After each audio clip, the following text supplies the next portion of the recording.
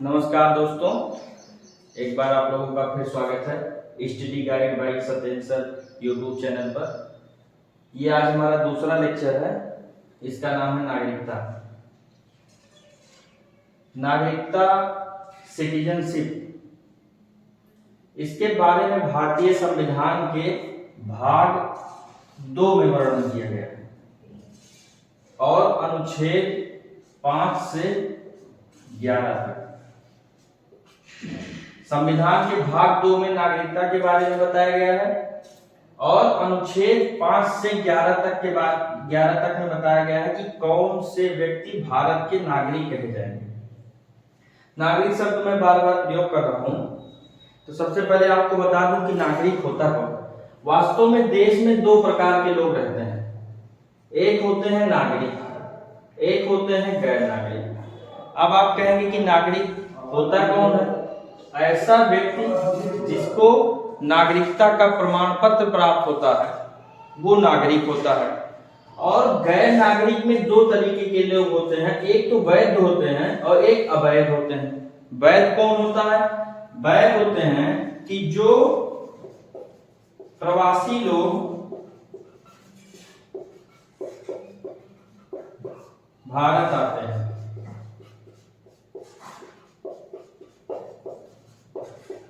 Visa लेकर।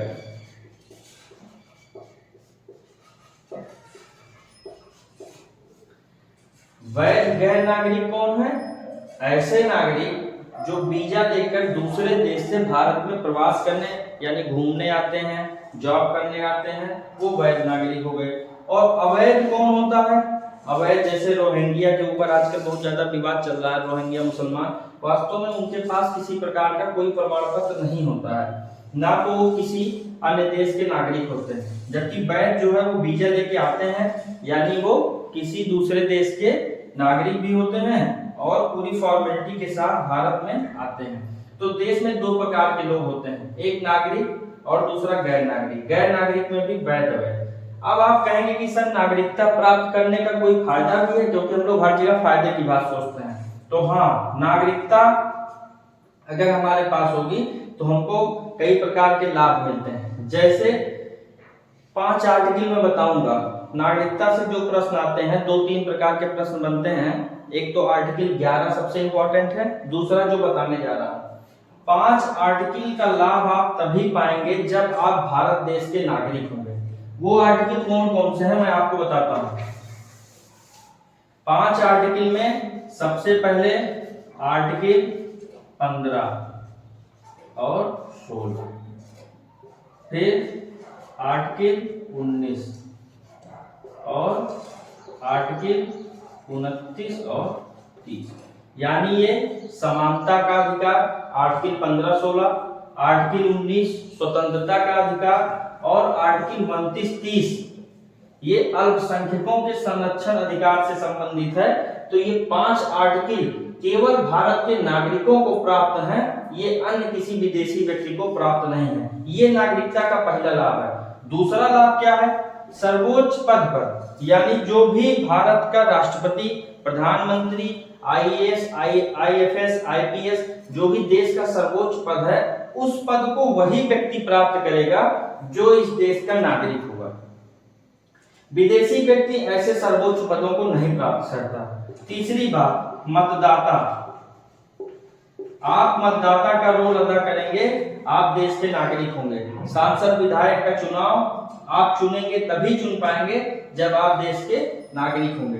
तो वास्तव में देश का नागरिक होगा कौन? देश का नागरिक कौन होगा, इसी बात का वर्णन आर्टिकल 5 से लेकर 11 तक में किया गया है, जिसकी चर्चा मैं करने जा रहा हूं। आर्टिकल से भी प्रश्न आते हैं, 5 से 8 तक तो नहीं आते हैं, 9, 10, 11 से प्रश्न पूछे जाते हैं। तो 5 से 11 तक के आर्टिकल के बारे में चर्चा करने जा रहा हूं। आर्टिकल 5 से 8 क्या है?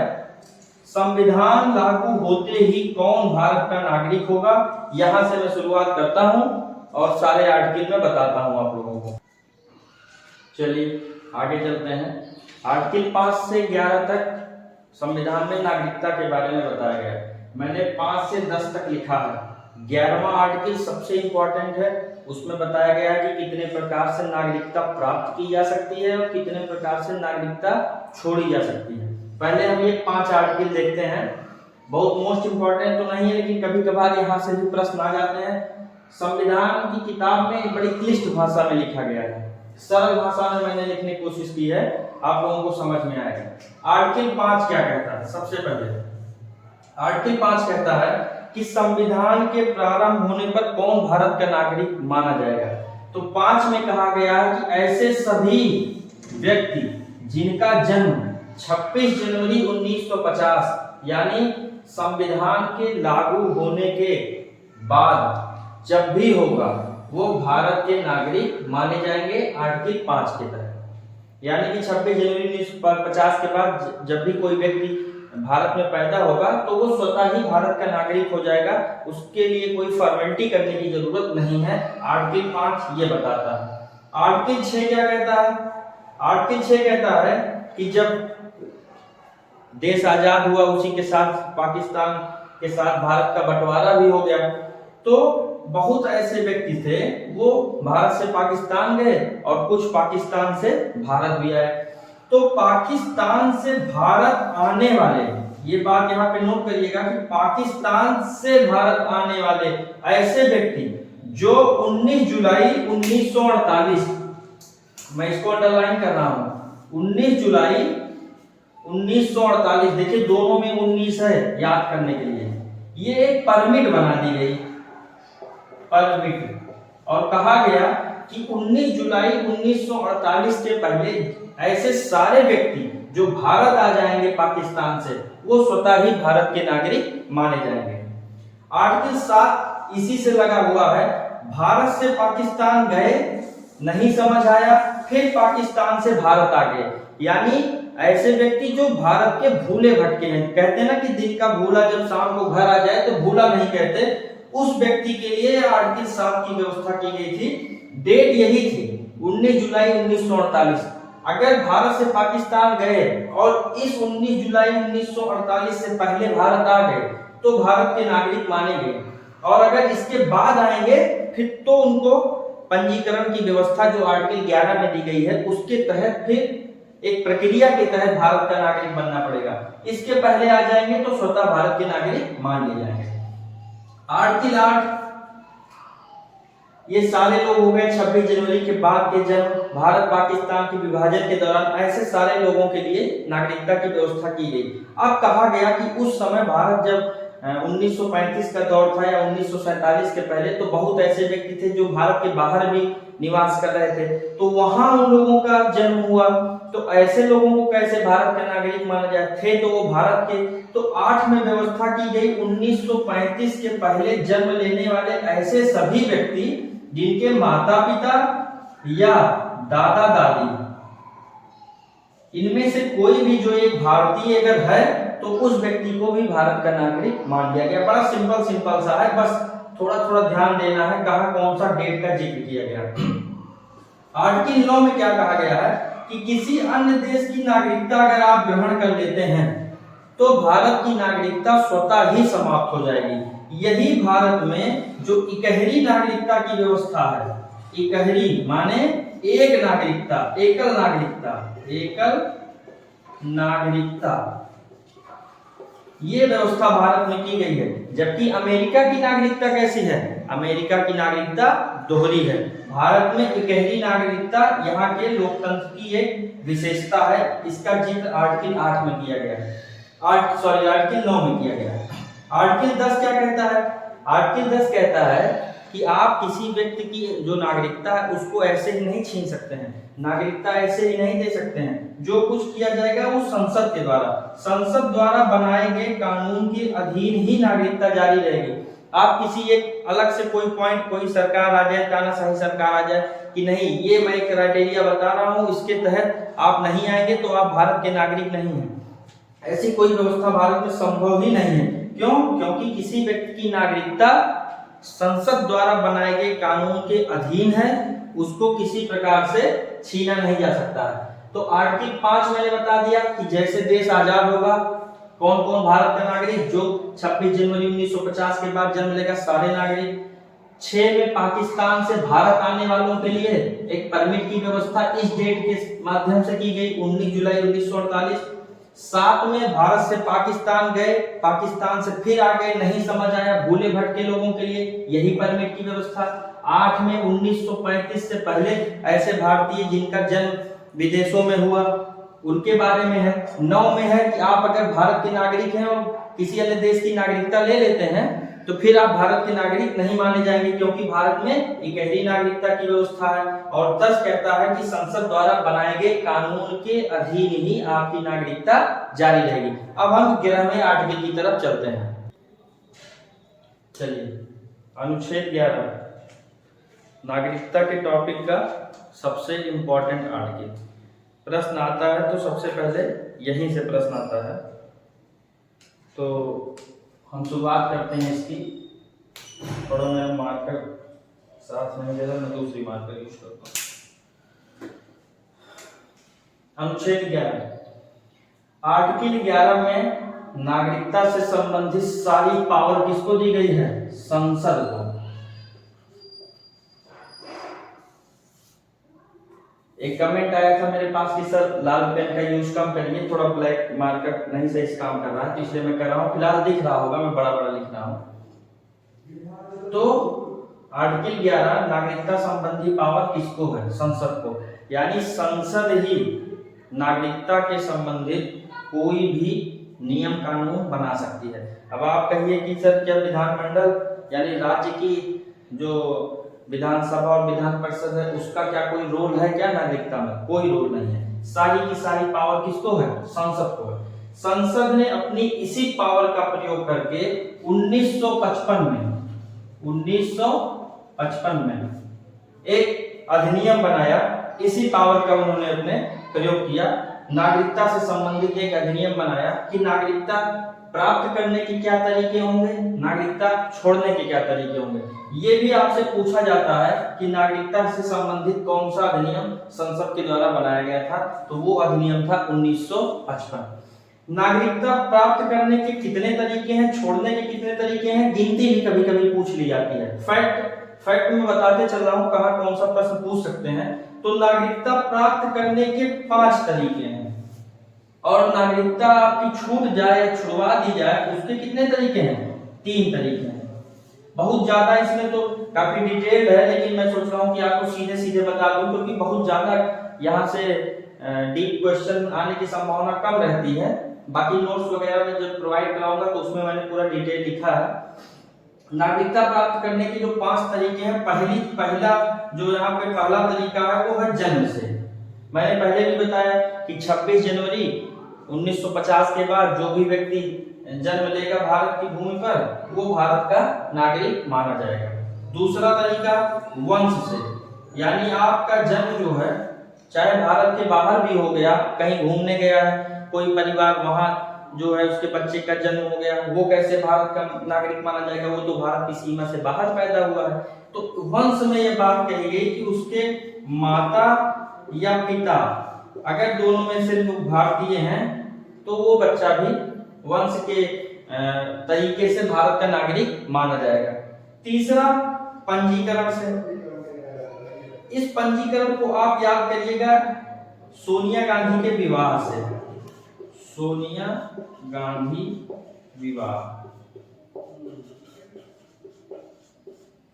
कैसे? राजीव जी ने सोनिया गांधी से विवाह किया। सोनिया गांधी तो भारत की नागरिक थी नहीं, तो यानी राजीव गांधी ने क्या किया? सोनिया गांधी जी का पंजीकरण करवाया। और पंजीकरण के लिए कुछ शर्तें होती हैं कि 7 वर्ष तक आपको भारत में रहना पड़ता है। उसके बाद एक पंजीकरण का फॉर्म आता है और उसकी एक प्रॉपर प्रक्रिया है, उसके तहत आप जो है भारत के नागरिक बन सकते हैं। और आज सोनिया गांधी जो है भारत की नागरिक बनी है। एक होता है देशीयकरण के द्वारा। मान लीजिए कोई व्यक्ति भारत घूमने आया, भारत उसको पसंद आ गया अपने देश से ज्यादा उसको, तो वो क्या करेगा कि देशीयकरण के द्वारा भारत की नागरिकता को प्राप्त कर सकता है। शर्त ये है कि उसको 14 वर्ष तक कम से कम भारत में निवास करना होगा। ये जो मैं शर्त बता रहा हूँ 7 वर्ष 14 वर्ष, इसके अपने नियम कानून है कि वो बीच बीच में कुछ दिन के लिए अपने यहाँ जा भी सकता है, लेकिन 7 वर्ष में 6 वर्ष तक ही आ जा सकता है। लास्ट का 1 वर्ष उसे पूर्ण रूप से भारत में रहना पड़ेगा, और 14 वर्ष में 12 वर्ष के बीच में आ जा सकता है। लास्ट का 2 वर्ष उसको भारत में रहना पड़ेगा। इसमें भी 2015 में कुछ संशोधन करके 1 महीने की छूट की सुविधा दी गई है। देशीयकरण के द्वारा भारत में अदनान सामी को नागरिकता दी गई। अर्जी क्षेत्र से 5वीं है नागरिकता प्राप्त। आपको मैंने जब मैं पढ़ाऊंगा भाग 1 संघ और उसके राज्य क्षेत्र, तो मैं आर्टिकल 2A का जिक्र करूंगा, जिसमें सिक्किम को कैसे भारत का 22वां राज्य बनाया गया। तो उसमें सिक्किम में जो है, जो नागरिक उस समय थे सिक्किम के, जब सिक्किम भारत का सह राज्य बना, फिर भारत का 22वां पूर्ण राज्य बना, तो वहां के नागरिक इस नियम के द्वारा भारत के नागरिक बना दिए गए, क्योंकि वो क्षेत्र जो है उसको भारत ने अर्जित किया था। 5 तरीके हैं नागरिकता प्राप्त करने के। सीधे सीधे प्रश्न यहाँ से आता है, बहुत डिटेल्ड प्रश्न नहीं आता। अब आप कहेंगे कि सर नागरिकता छोड़ी कैसे जाती है, मुझे इस देश में नहीं रहना, तो मैं क्या करूं? तो सबसे पहले तो आप अपनी नागरिकता को त्याग दीजिए, जाइए किसी दूसरे देश की नागरिकता ले लीजिए, तब आपकी नागरिकता स्वतः ही चली जाएगी। दूसरा, बर्खास्तगी के द्वारा आप भारत के नागरिक हैं, भारतीय दूतावास में आपने सूचना नहीं दी और आप किसी दूसरे देश की भी नागरिकता लेके बैठे हैं, तो इस नियम के द्वारा आपकी नागरिकता को बर्खास्त कर दिया जाएगा और आप भारत के नागरिक नहीं माने जाएंगे। तीसरा है वंचना या वंचित किए जाने पर। ये इंपॉर्टेंट है, इसलिए इंपॉर्टेंट है क्योंकि इसके साथ 2-3 पॉइंट जुड़े हैं। पहला, अगर आप देशीयकरण के द्वारा, पंजीकरण के द्वारा, इन सब के द्वारा भारत की नागरिकता को प्राप्त करते हैं, तो आपको थोड़ा बहुत शर्त पालन करना पड़ेगा। क्या? कि आपको भारत के संविधान के प्रति आस्था रखनी होगी, पहली चीज। दूसरी चीज, आप जब भारत की नागरिकता ग्रहण करेंगे तो जो प्रमाण देंगे वो झूठा नहीं होना चाहिए, उस पर जांच होगी तो आप झूठे न निकल जाएं। तीसरा, भारत के साथ किसी देश का युद्ध चल रहा है, आप शत्रु देश की मदद कर रहे हैं, आपकी सिंपैथी शत्रु देश के साथ है। चौथी बात, नागरिकता प्राप्त करने के 5 वर्ष के भीतर कोई देश आपको 2 वर्ष की सजा दे दे, आपराधिक सजा दे दे, तो आप इसके तहत हटाए जाएंगे। और एक लास्ट होता है कि व्यक्ति लगातार 7 वर्ष तक भारत के बाहर निवास कर रहा हो बगैर सूचना दिए हुए, तो वो व्यक्ति भी इस तरीके से वंचित किया जाएगा। मैंने सारे पॉइंट लिखे नहीं है, मैं मुंह से बोल रहा हूं, आप उसको सब नोट डाउन करते चलिएगा। तो इस तरीके से आर्टिकल 11 के तहत 5 प्रकार से नागरिकता प्राप्त की जाती है, 3 तरह से नागरिकता छोड़ी जाती है।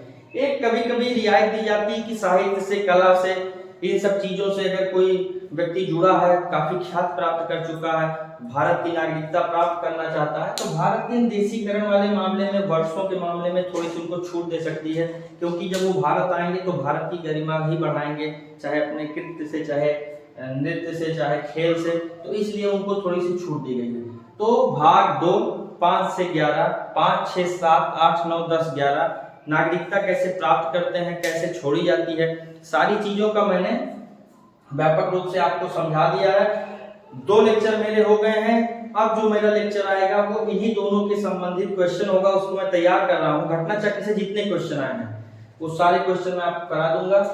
आप लोगों से इतना निवेदन है कि मेरे इस channel study guide by Satyendra sir को सब्सक्राइब करिए, लाइक करिए, बेल आइकन क्लिक करिए और ज्यादा से ज्यादा उसको शेयर करिए, अच्छे अच्छे कमेंट करिए, मेरा मनोबल बढ़ाइए। बाकी मैं आप लोगों के साथ हूँ। मैं पूरी की पूरी पॉलिटी, जैसे मैंने खुद पढ़ के पास किया था एग्जाम, प्री मेंस, इंटरव्यू में मेरा सिलेक्शन नहीं हो पाया था, लेकिन प्री मेंस मैंने किया था, मैं वो सारी चीजें आपके साथ शेयर करूंगा। धन्यवाद।